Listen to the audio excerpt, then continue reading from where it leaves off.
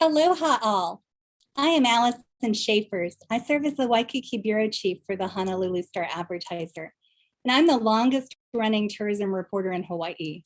I arrived in Hawaii the year after 9/11, and I've covered statewide tourism ever since.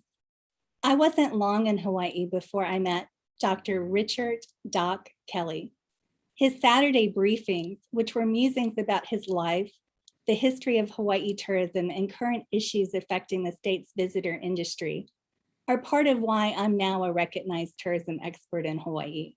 If Doc wrote about it, I knew it was worth taking a deeper look. I majored in journalism in college. However, having Doc and most of Hawaii's visitor industry CEOs on speed dial completed what I like to call my advanced tourism education. Even in that group, Richard Kelley stands out, doctor, hotelier, and now book author, a feat that was some 30 years in the making. Doc's memoir, Paddling the Outrigger, is a collection of memories and articles that he wrote that reflect a great deal of what he has seen from boyhood in old Waikiki through 45 years of leading the Outrigger chain.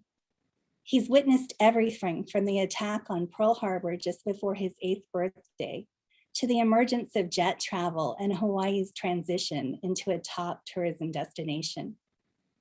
He's also a major reason that the small Waikiki walk-up hotel that his parents opened in 1947 morphed into one of Hawaii's most important hotel companies. In 2016, when the Kelley family sold the Outrigger, it was a global hotel company with properties in Hawaii, Guam, Fiji, and the islands of the Indian Ocean. They say if you really want to know someone, take a look at the people that they surround themselves with. Joining us here today on this panel are a group of people whose lives have been touched by Dr. Kelley and the Outrigger Ohana. Dr. Kelley, thank you for joining us today for what we expect will be a lively and informative conversation. Hi there. Hi, I'm so pleased to see you today. Okay, good afternoon, Allison. Nice to see you and all the other members of the panel here. I've gone through some wonderful and fascinating times. As you say, I sort of started out with the bombing of Pearl Harbor, but there a lot of other things went on during that decade, and there's a lot going on in the continental Europe, and I was not that old that I could see it every time, not like the kids do today. The kids today, they sit down in front of a TV screen and they've got world news. In those days, we didn't have television and we had radio.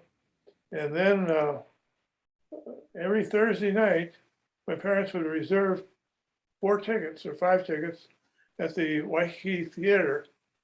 My father helped design it, incidentally. But we'd go down there as a family, and it would be beautiful. The girls would be in white Hawaiian outfits with leis on, and there would be an organist at the music down in front, and he'd play this deep sounds, and then all of a sudden, the Huito news would come on, and it was fascinating for a young boy. But it got pretty scary after a while when we really got involved in Europe, but that's another story. Well, of course, though, you know, you had the coconut wireless, or was it the coconut wire back in the day? Yeah. The means of communicating. So let's go to, and before we get into the panel session and we hear more from Dr. Kelley, I would like to introduce Chuck Kelley, Doc's son, who served as Outrigger board chairman from 2011 to 2016 and is now chairman of the board for Seaside Ohana Investments Incorporated. Thank you for the introduction. Nice to Hi. see you and everybody.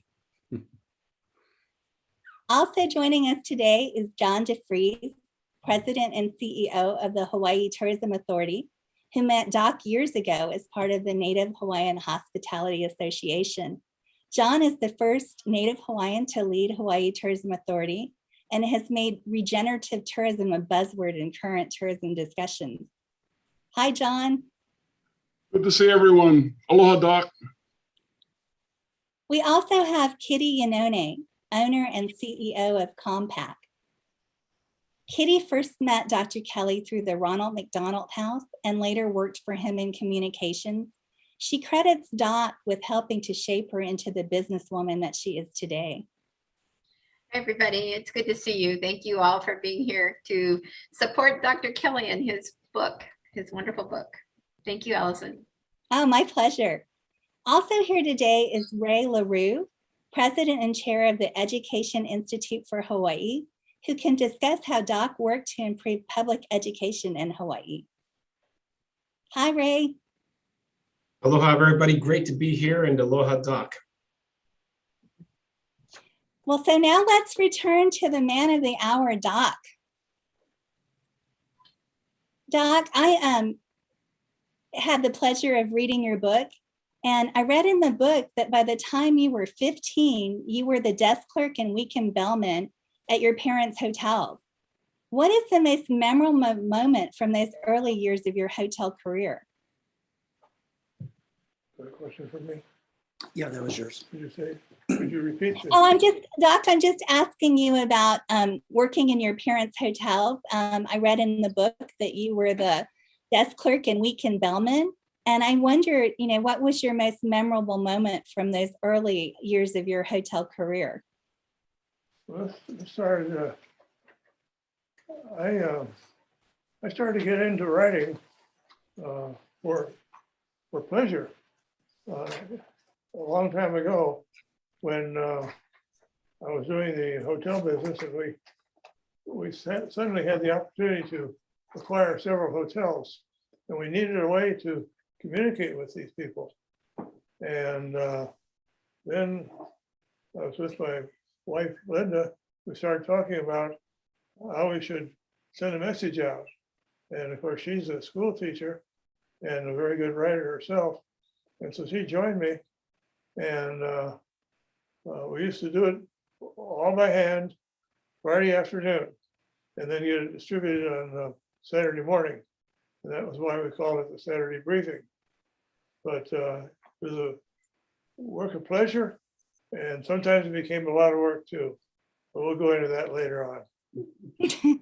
I remember the Saturday briefings. I used to wait to see the Saturday briefing, and sometimes I would get an advance hit of what was coming. And I was always prided myself if I managed to write about it before you had, but sometimes you scooped me. Well, I wanted to get it on the desk of every legislator by no later than 6 o'clock on Friday afternoon, because of all the audiences, that may have been the most important to address, so that they understand what our reaction is to the things that they're doing down at the City Hall and the state capitol.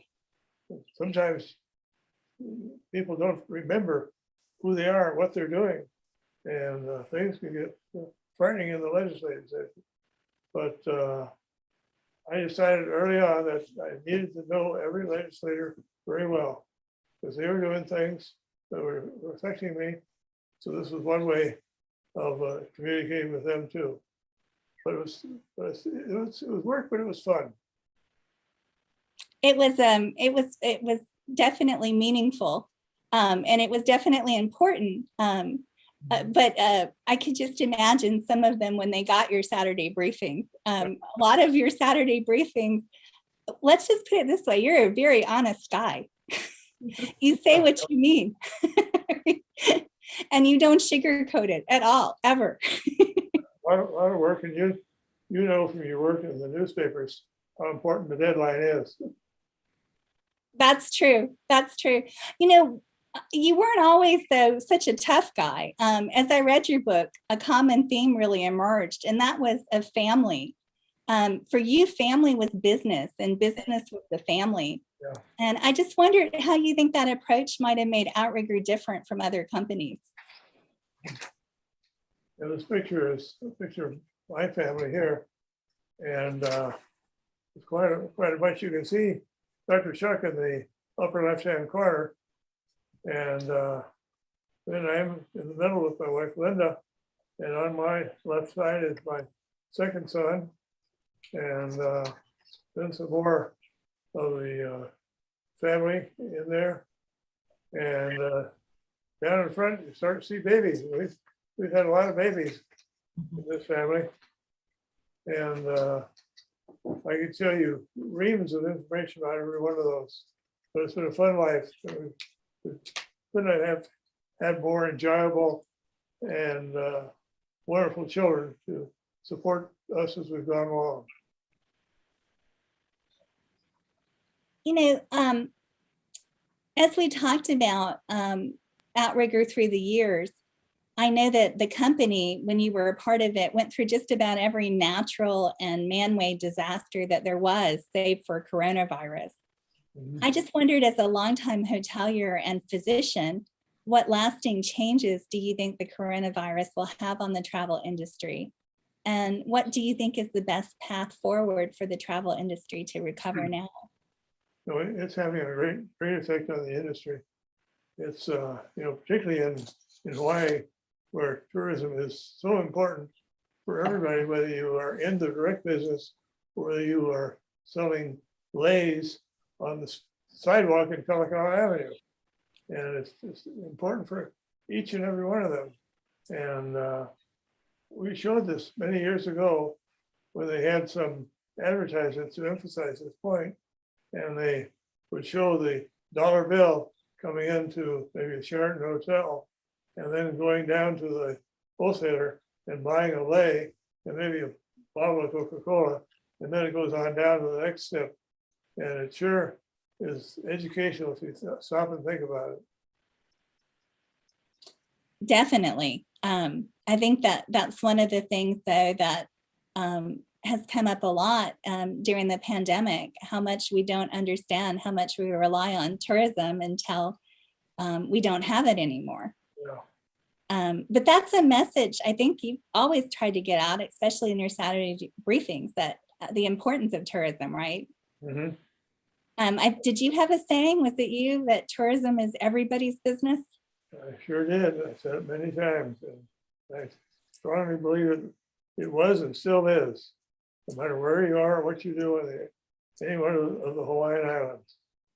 And a number of our suppliers come from all over the world. You know, we may get some soft drinks from California, but we get a large portion of our food from overseas. And then you've got the Jones Act. Interfering with that, it means you got everything comes into Hawaii. It's got from a foreign port.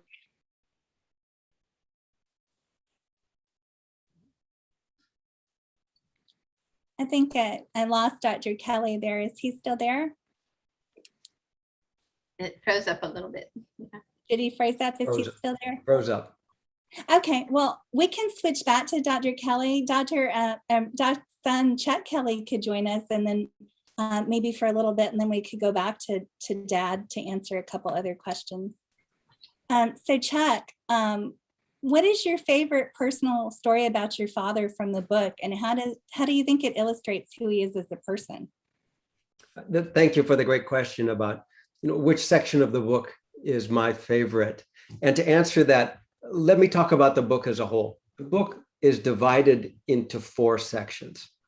And the first 2 sections talk about the family history, coming to Hawaii, getting started, and building this amazing family business. And it's a very inspiring story, I think, for anybody who can appreciate the history of businesses, and in particular, family businesses. But the first 2 sections are not my favorite. The 4th section is a very personal section with chapters directly from my father, talking about his life, his struggles with Parkinson's disease, and perhaps more importantly, his philosophy on work-life balance and how one might consider a reasonable approach to that. And that's very insightful. But again, that's not my favorite. my favorite section is the middle, the third section, and it's a big section. It's got about 50 chapters in it, and each of those chapters, or many of them at least, is an opinion piece on what was the most important topic that day. And to understand that, let me tell you how he developed those topics. Every week for that deadline, he would on the weekend start to ask everybody, what's the most important topic that I should talk about in the Saturday briefing this week? And then by Sunday, he would have found the topic. And then on Monday, he'd start to do his research and writing. Now recall that he is a Harvard-trained research pathologist, very detail-oriented, very education-oriented. So he would dive in and learn as much as he possibly could about that topic. And these are topics that were important to our state at the time, whether it's the convention center, the state budget, or taxes, or hospitality, wages, public education, healthcare reform. He would learn as much as possible and he would draft it.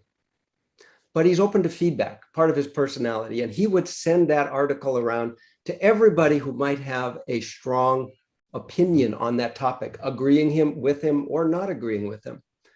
And then he would get the feedback, and then over, Tuesday, Wednesday, Thursday, Friday, he would redraft and re-research and redraft those articles until Friday it's published. He would have an opinion piece on a very important topic. So the third section is a collection of those topics. And the reason it's my favorite is because it puts a line in the sand at a point in time and lets everybody know forever now what his thinking was at the time. What was the best thinking on that subject at the time? And we can forever go back and take a look and see, was he right or was he wrong? It'll be forever documented. So Richard, your son was just sharing some of his favorite, the favorite parts of the book. And he was talking about your opinion pieces and the amount of research that you would do on those opinion pieces. There it is. She's back. Wait. Hi. Are you back, Doc? Perfectly back. I think we got a phone in there somewhere. Mm-hmm. Either that or the aliens have actually made contact. Okay. Is Dr. Richard Kelley back, or should we continue with Chuck for a little bit longer and then go back to Richard? Okay. Hello, Doc. Hello. No, this is not Logos. No. It's not. There we go. Okay. Well, we'll just continue with Chuck for a little bit and then we'll circle back. So Chuck, when you were talking about those opinion pieces of your dad's and how well researched they were, and you could go back and see, how accurate he was or not accurate, or what are some of your takeaways from that? One of the things that I took away from the book is, as someone who's covered statewide tourism for almost 2 decades, is that a lot of things haven't really changed all that much. Yes, right. And I think that's exactly true. So the first thing is that he stresses free market economics, and you can't get away from that. And when you try to get away from that, it just doesn't work. And the second, as you mentioned, is things haven't changed that much. The debate over how much taxes are going to impact the hotel industry, how we should reform healthcare, global warming, those issues haven't gone away. Sometimes our opinions on which way we should take them, but the issues have not gone away. We have not changed that much, which for all of us should be a lesson in itself. Right. But, I think one of the things that was kind of interesting too, I think part of the reason that your dad's opinions probably, the topics he was talking about haven't changed that much is he was really ahead of his time in a lot of ways, as was the company. I mean, you folks were talking about, John DeFries has made regenerative tourism a buzzword, and now we're talking about balancing of natural resources and tourism with local interests. But I get the sense that your company was really pioneering that from the very beginning. Indeed, we were. That's absolutely true. Trying to be ahead of the curve and stay on top of everything. Yes, thank you. So I also wondered, since the sale, how is the Kelley family still involved in the community and in local business? Thank you. You know, the Kelley family is still very involved in the community, but it's different. In the past, when we had an operating company under the leadership of my father or my brother-in-law, David Carey, who should be noted, really drove this company to great international acclaim over many years. We were able to contribute to the community through the operating company. And whether that's donating to Hawaii visitor industry or building a statue in Waikiki or supporting U8 athletics, our resources were commingled together. And so we donated through the company. With the sale of the operating company, we don't have that luxury. We don't have the need for the public relations that often go along with corporate giving. So we're still very involved. That is one of our family ethics, to give back to the community, but doing more so individually with individual family members, taking care of their favorite organizations, supporting where they can, serving on boards where they can. Thank you.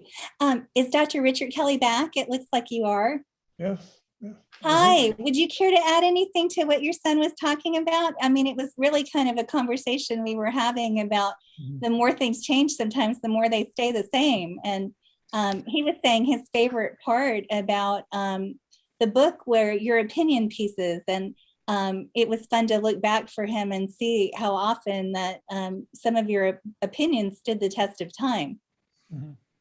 Well, I think one of the things that he pointed out, which I feel I should endorse, is that we still are members of the community and we partake in what's going on and we contribute when it's appropriate. And I can't tell you how much this means to me and how important it has been to our family. And they mentioned that my sister Jean was part of the original group that kept Waikiki somewhat safe and pleasurable. But she was out there on the streets at night, and if you were lost and lonely at 5 o'clock in the morning, she'd try to help you find some resources, whether it be the police or the YMCA or whatever. But she did that for many years, and I think she's still somewhat active in that, although she's approaching my age at this point.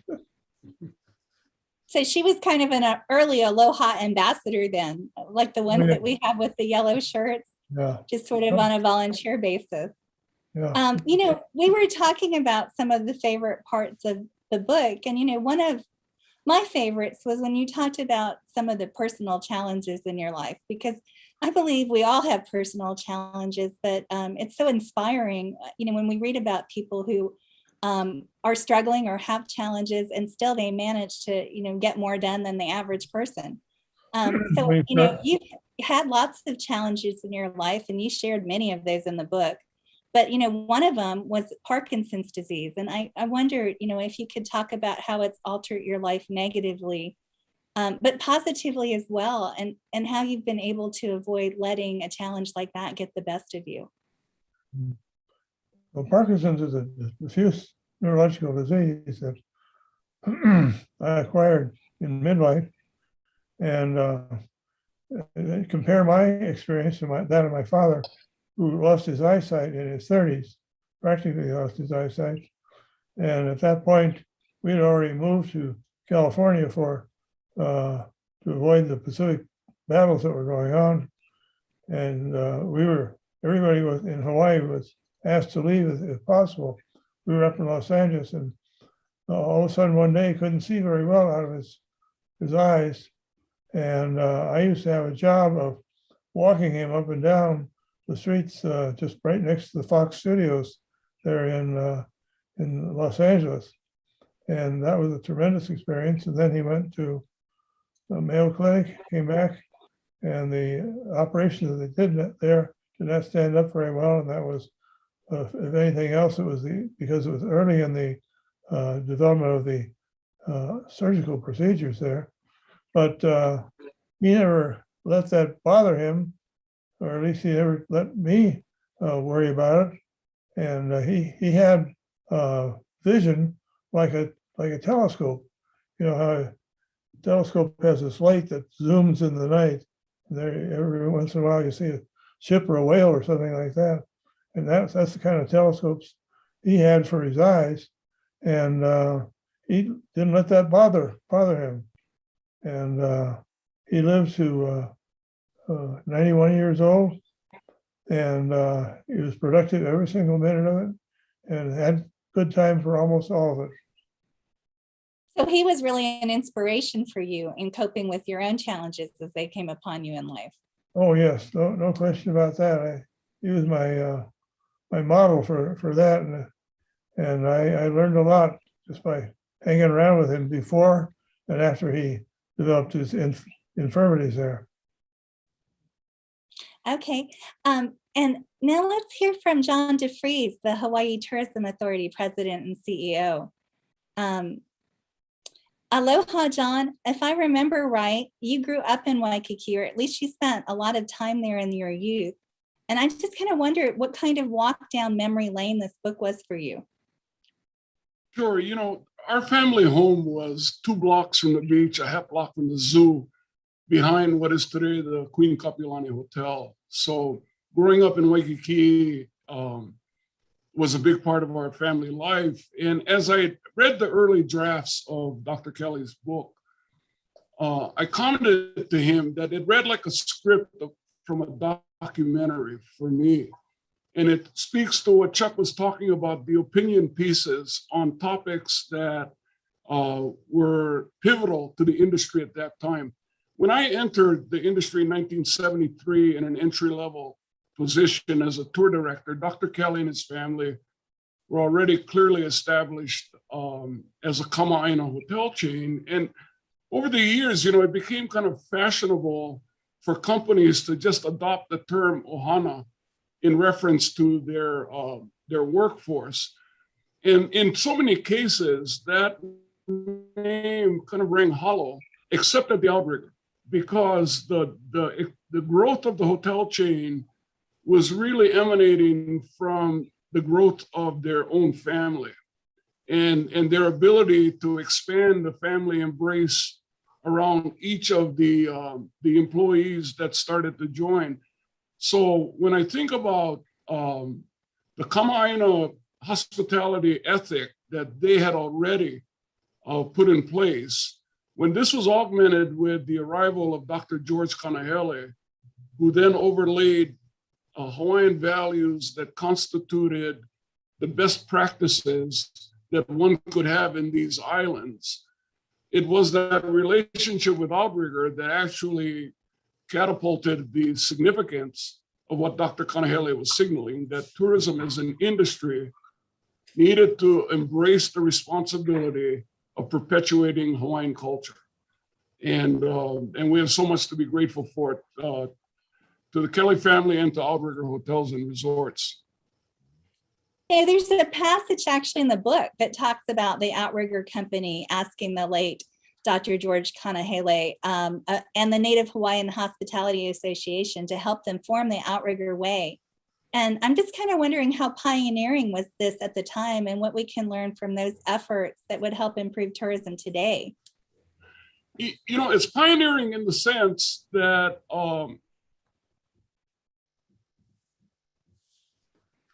it's taking us as an industry. At Outrigger, they had pretty much established this as a means of distinguishing their brand, right? And this translated the whole set of Hawaiian values of caring for one another, caring for the guest, caring for the place, right? In what Dr. Kanahele would refer to as a hospitality triangle, that the balance in the culture of an organization rested in this sequence of caring for one another, caring for a guest, and caring for our home. And so at the Hawaii Tourism Authority, you hear us state this mantra of malama ku'uhome, caring for my beloved home, protecting my beloved home. And And we'll use that as a means of a guiding principle for the work that lays ahead. Absolutely. So let's go back to Doc to see what he thinks about the current situation for tourism in Hawaii. Doc, Hawaii is struggling to balance tourism needs with the needs of residents and with natural resources. What wisdom could you share years after the Outrigger Way? How the company cares for each other, guests, and the places where it operated. Doc, are you with us? The sound goes in and out, but I think it'll be okay. Yeah, I was just talking about the Outrigger Way and how it was kind of a front runner to balancing tourism needs with the needs of residences and natural resources. And I'm just kind of wondering, from your work with the Outrigger Way, what wisdom you could share about how we could better balance tourism needs with the needs of the residents and with our natural resources. I think it's very important today as it was in the past, but if you look at the old pictures of Waikiki, and I've got one that was made just about the time the Waikiki Theater was put together, and it was a garden, and you see the water coming down from Manoa into the Alawai Canal, which was built in the early 20s. And then there's two hotels there, Moana and Royal Hawaiian.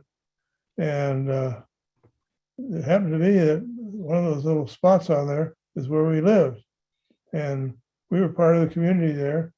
And I can remember walking down to the beach and talk to people along the way. The communication is very, very important and something that I enjoy. And over the years, my family and I have spent a great deal of time on some of the other islands, Maui, Molokai, Lanai. They've all been parts of our life and growing up. And as we get to know the people on those islands and partake in their activities, it's been a lot of fun. And I think we've got some wonderful lifetime friends who happen to be on Kauai, or who happen to be on living in Hilo, but that didn't mean that we weren't in contact or didn't have the same theories and lifestyles. So it's been a wonderful opportunity and we've had fun. Thank you. Hey, John, I just wonder what your thoughts and insights are about what Doc just shared. I know as we've talked, one of the things that you've said to me in your role as HTA president and CEO, which I thought was kind of profound, and it seems like it's sort of tacked on here, is that to be local is to be from that area. So even though sometimes people say I'm a kama'aina, you can be a kama'aina of Oahu or of a portion of Oahu, but that doesn't mean you're a kama'aina of North Kauai. And it strikes me that the Outrigger Way was to take a set of values and kind of change them to fit in with the community. And I know that you're doing a lot of work with that right now. Can you kind of talk to us a little bit about that? Sure. I think it's increasingly important that the community have a voice in describing and defining what the future of tourism should look like on their island, and us get out of the habit of exporting our thoughts from Waikiki to all of the neighbor islands. And so we've embarked upon a destination management action planning process in which HTA is a convener. The communities give definition to it. It's informed by a very diverse group of hotel owners, hotel operators, educators, cultural practitioners, a very diverse group of steering committee members. But the whole intent is to identify priorities, hotspots that need to be dealt with, and how we better manage, put the better management systems in place. So once the visitors arrive, there is a much more coordinated and cohesive effort. So everybody's not congregating at Hanauma Bay at 11 o'clock every Wednesday. There are other things to do, other things to see, other islands to visit. And we'll just have to get better at thinking about it at a systems level, as opposed to just focusing on a number of visitor arrivals. And I think we've got a foundation in place to actually move in that direction. That's terrific. Does anybody else have anything on the panel that they'd like to share about how we're managing tourism, or how Outrigger kind of contributed to the framework of, how we are currently managing tourism? Well, I would comment. Hi, I would comment. I think John's comments are right on target. It's not about the number. It's about the experience and meeting the expectations of the arriving guests. And you can compare it to going to a restaurant. When you go to a restaurant, you have a good or a bad experience, and it really doesn't matter how many people go to the restaurant. You can have good experience with a busy restaurant, or a lousy experience where only a few people are. It's the quality of the experience and whether the expectations were met. So it's us learning how to meet those expectations in a way that is positive for both the residents and the visitors. I think one thing that's kind of interesting too, your Doc's parents started this business back in the 1940s. And at that time, we were trying to establish a broader tourism community here. And so there wasn't it was more about putting the heads on beds, and tourism was very appreciated in the community. There wasn't the sense of, over tourism, or I don't even know if anybody conceived of that. But yet your grandparents and your father and your family members in the business, they were still thinking along those lines. Why do you think that was? Because it strikes me that that wasn't even a thing for most people back in the day. I think it comes back to Hawaii hospitality. Treating people well, being friendly, providing them the service that they want at a reasonable price. And I do think it is a common value that has shown through the organization over the years. Okay, great.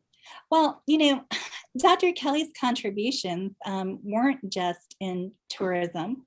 The family has always been a big part of the Hawaii community that they lived in. So I'd like to hear from Ray LaRue now. Ray, in chapter 18 of Dr. Kelley's book, it deals with his crusade to improve Hawaii public schools, and it's placed in the rough waters and making waves section. I'm just wondering, how much controversy did Dr. Kelley stir up?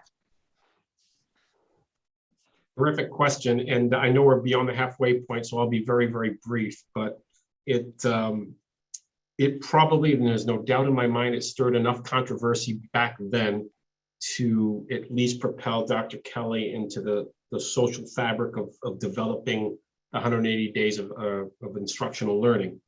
But to your earlier comment, and certainly to Chuck's, whose favorite part of the book, and as a community leader, Dr. Kelley getting involved with those issues about home that may impact not only the visitor industry, but certainly his family, public education being one of those.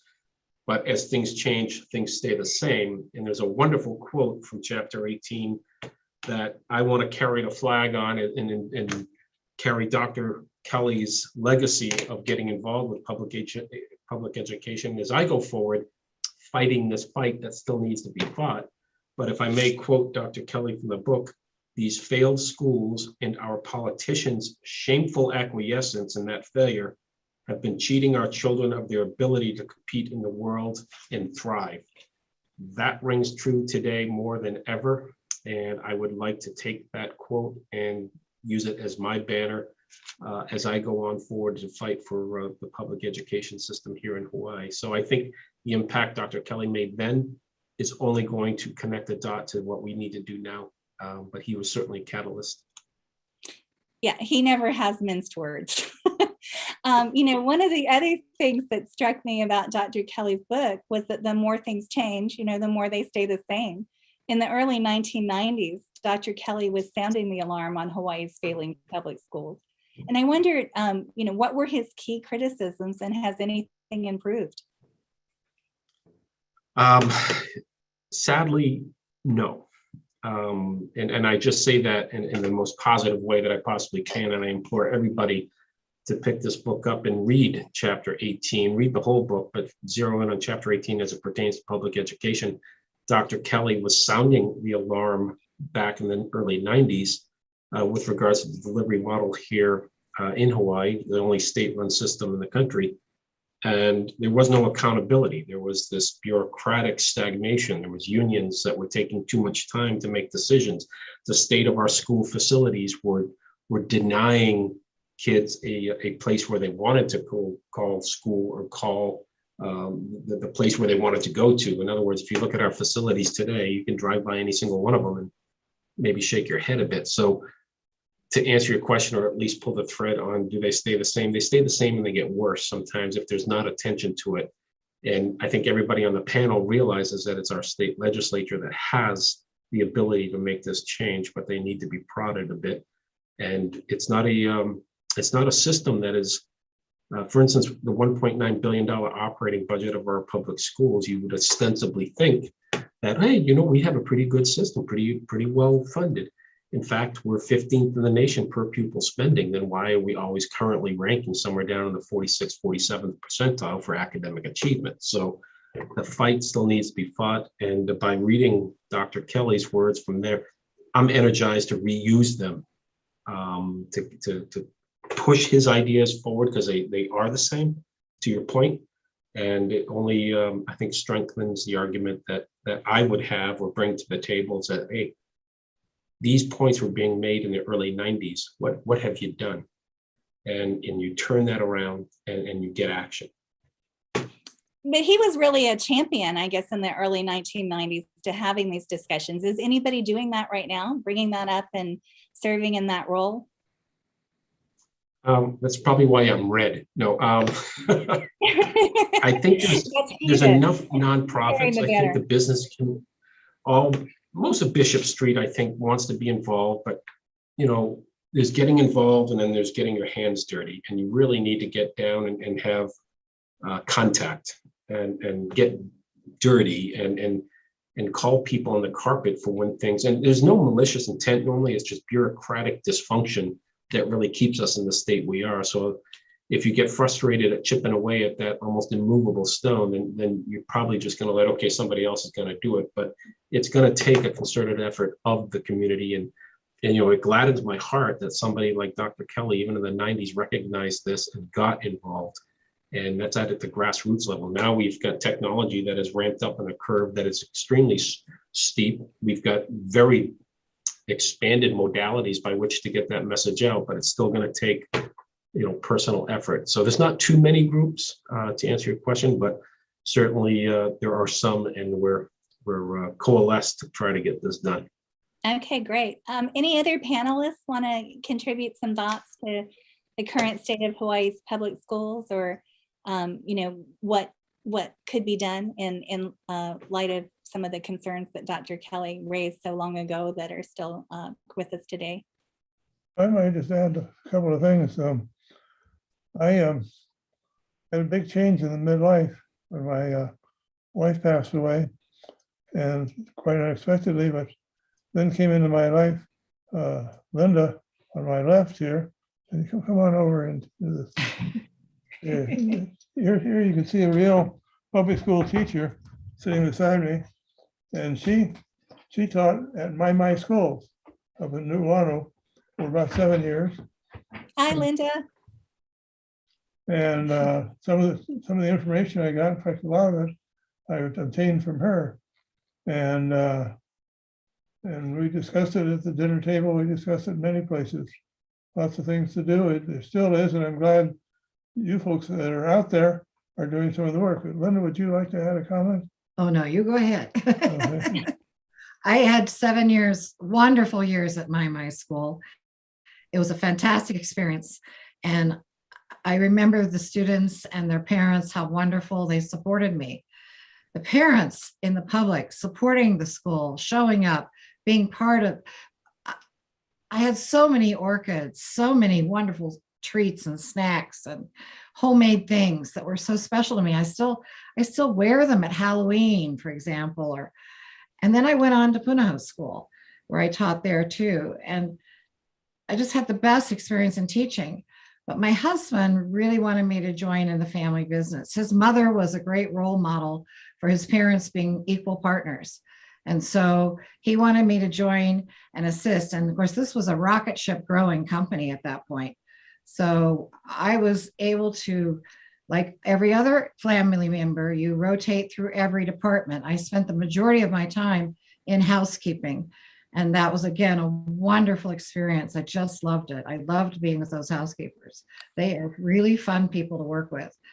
So it was just a great experience all around. But my husband, the Kelley families, I would have to say, one of their mantras is education, education, education. So it's very important to the family members, and it's very important that the family members, so much so that we have soccer coaches in the family, we have players of volleyball, we have swimmers, we've got canoe paddlers, we've got surfers, we've got every imaginable thing. And people very active. It's a very active lifestyle in Hawaii. So they're very supportive of the community. But again, education, education, education. And that's what the newsletter was for. It was educating the employees who are very important to us, very important to the success of our company. And the Kelley family recognized that from day one. Roy and Estelle Kelley, Richard Kelley, Chuck Kelley, David Carey, everyone working in the business, Bitsy Kelley, everyone. And Bitsy even got very involved with teaching people about caring for the environment. She led quite a few initiatives to save the coral reefs. She was a surfer. She was out there in the ocean. She could see what was happening around the world as well. So she was very, very instrumental in getting our guests to help with the coral reefs. We got the tourists involved in helping protect and save our environment in Hawaii.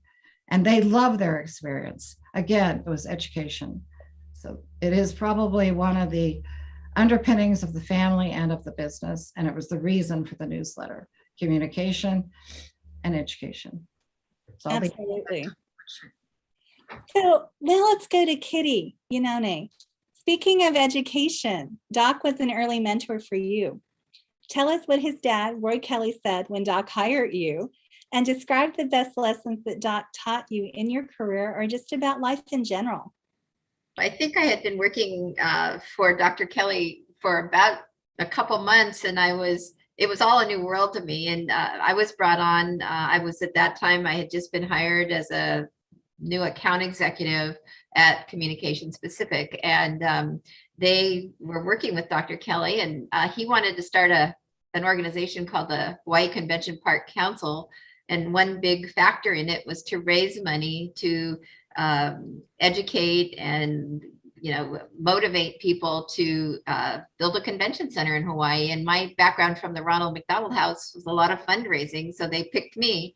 And so I had been working with him a couple months, and at that time his office was over at the Prince Kuhio Hotel. And one day I was coming down the elevator, and of course by then I kind of had a sense of the Kelley family and a little bit, and certainly I had a sense of who Roy Kelley was. And I found myself in the elevator. I'm about 32 years old. This is a whole new career.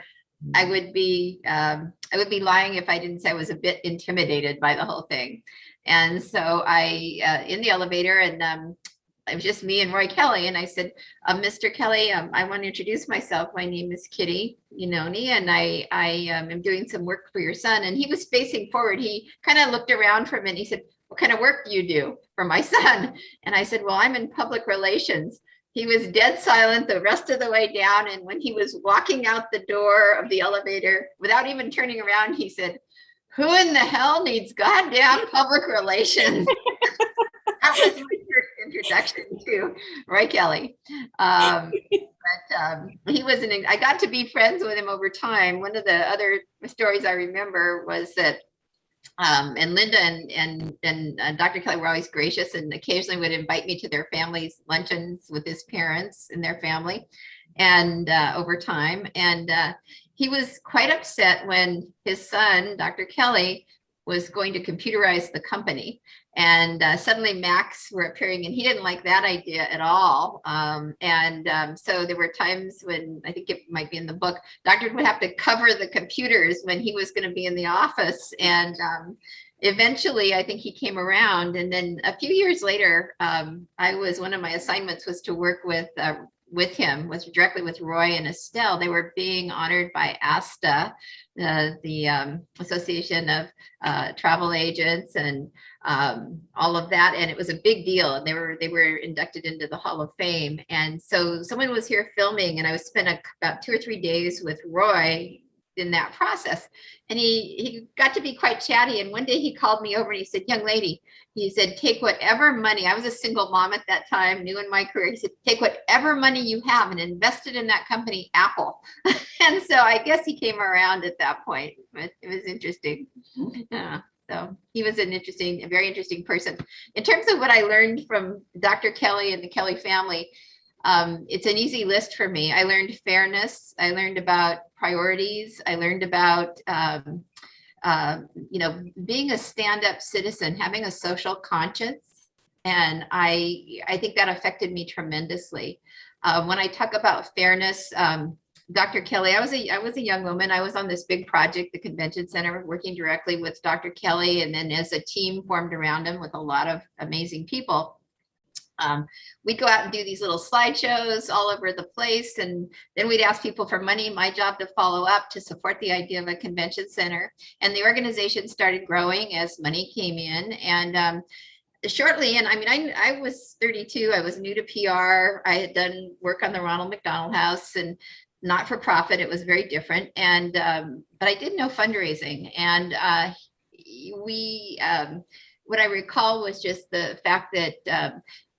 After we'd been doing this for a few months, somebody said, let's bring in somebody. There's this guy, I won't name names, but guy who had a big position and now he wasn't doing anything. And they said, "Dr. Kelley, you should bring him in to head the fundraising." And so doctor thought, okay, that's a good idea. And I didn't care. I didn't know anything about it. I was all new. It was fine with me. But as we started working, this person didn't want to do the groundwork that you needed. He just wanted to go talk to people on the golf course and stuff. It just, to me, wasn't organized. It wasn't going to be as effective. And so I told my bosses that I didn't want to work with Dr. Kelley anymore because I felt like I was wasting his money. The plan wasn't working as well. So they were horrified. They were ready to toss me out the door. But Dr. Kelley, I guess they went and talked to him and said they were going to put somebody else on the account. And Dr. Kelley said, "Well, no, I kind of like working with Kitty. Why isn't she doing that?" Long story short, he said to me, "Well, write your plan up and just give it to me. And I'm going to ask this other gentleman to write his plan and give it to me. And I don't know anything about fundraising really, but I'm going to give it to Manny Sylvester and Art Token over at Ernst & Young. And they're going to tell me which plan is better. And that's who's going to be in charge of fundraising." So my bosses, I think, wanted to kill me. They went with me to the day that the big unveiling was going to happen. And I was too naive even to have a clue, I think, at that point about how this could go with my career. So we're sitting there and doctor's there, the other gentleman is there. My two bosses are on either side of me, fully prepared to tell me to hit the road. And they came out, I'll never forget, Manny and Art Token came out and said, this is the plan. We don't know whose it is. Here, Dr. Kelley, that's the plan. Dr. Kelley looked at it. He turned to the other gentleman. He said, "We'd love to have your help. Kitty's going to be running the fundraising for this." And I realized at that moment, this is a big responsibility in my career. But I think what I would say about it was the fairness of it for a young woman at that stage of life to be treated that fairly. It would have been so easy for him to just say, let one of the guys take it, honestly. And I think that's how he has strong women in his life, starting with Linda, and I know his first wife certainly was, and his daughters are very strong women, and I've come to appreciate his sense of women being able to do whatever they want to do, and that made a big impact on me. The other thing I would say is priorities. Family's a priority. Family was always a priority. When I started working with Dr. Kelley, he had a wonderful woman, Marie, who worked with him, and we were scheduling a lot of things, and he put a lot of time into the convention center we were working on, but Marie would say, "Nope, that's his lunch with his family. He has special time with, Chris that day or Bitsy that day. So can't touch that time." And I really respected that as a single mom, and I learned from it. And I learned that you had to have those kinds of priorities, and I'm so grateful that I did. I think it set the stage for my relationship with my kids. And then the social consciousness, several people have said it. I've been around here 45 years now in business, and I've worked with a lot of executives. I've had the privilege of some excellent executives in this town, but there were very few who are going to stand up and say the kind of things Dr. Kelley says without a big crowd or a big organization behind them. Not too many of them will stand up and put it out there that way. And I guess everybody feels like, oh, the repercussions of that, it's going to hurt my business or whatever. I can't remember that it ever hurt Dr. Kelley's business. And in fact, the level of respect he had in this town and still has was predicated on the fact that he always said it straight. He always told the truth. And I don't know how, I guess it was learning my career in PR. Some PR people would run for the hills to have a client like that. But I loved working with somebody that honest and that direct and that caring about the community. So, you also encouraged Doc to write Paddling the Outrigger. And I just kind of wondered why you thought it was so important that he complete and publish this book. He truly had a remarkable life. And I actually very early in my career working with Dr. Kelley, in the first couple of years, it came to him with the idea that his parents' story was really interesting. And he agreed, and we hired John McDermott to write Kelley's of the Outrigger. And I learned so much about so many things and from that book, and just about Hawaii, about this family, about business. And I had, of course, seen the Saturday briefings that Dr. and Linda started back in the 70s when I came on in the mid 80s to work with him. And I was kind of blown away by the things they were articulating of benefit to their employees, of benefit to our community on a weekly basis. And there were thousands of them by the time he stopped when the hotels were sold. The hotel was sold and the company was sold in 2016, thousands of them. And even before that, I'd encouraged him that we should go through and cull that because there was some really rich information in there that was still relevant and helpful.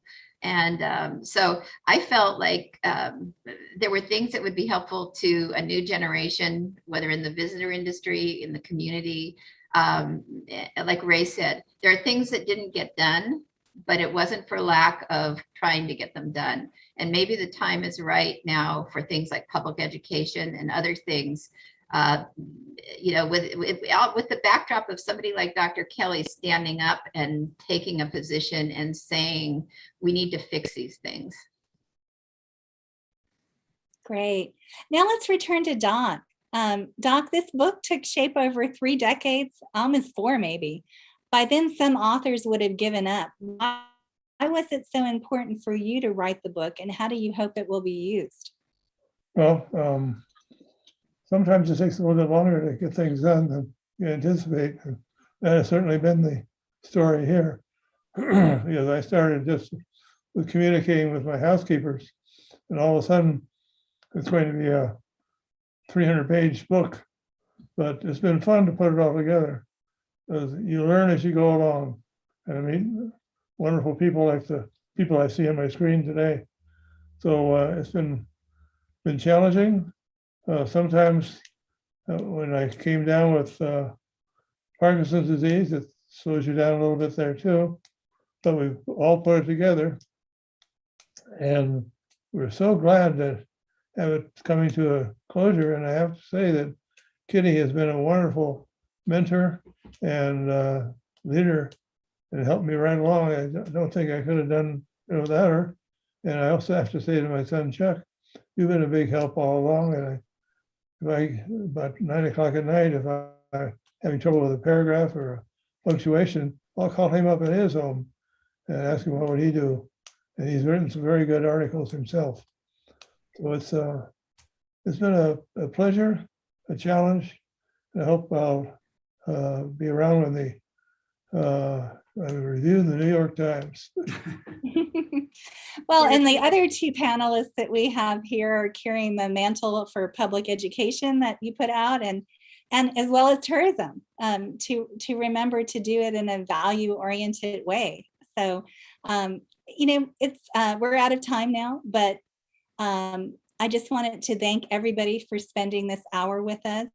I found it meaningful, and I hope you did too. And I wanted to share my takeaway on paddling the outrigger. To me, it was about the importance of family, not just our immediate families, but family in a broader sense.